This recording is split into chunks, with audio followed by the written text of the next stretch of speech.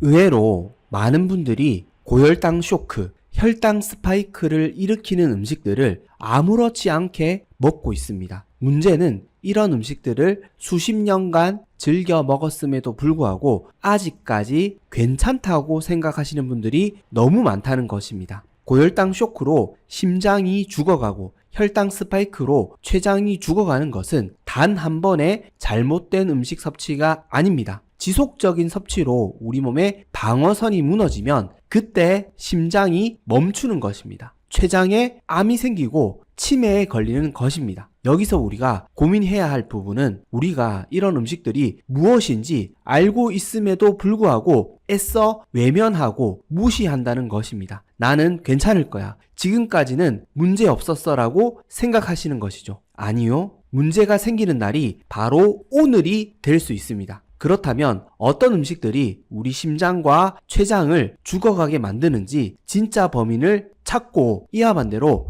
우리 심장과 췌장을 살리는 식단은 무엇인지 그 해결책까지 점검해 보도록 하겠습니다. 그리고 구독과 좋아요로 응원해 주시면 이 영상을 더 많은 분께 전달하여 많은 생명을 구하고 더 유익한 영상으로 보답드릴 수 있으니 많은 성원 부탁드리겠습니다. 건강은 선택입니다. 선잘.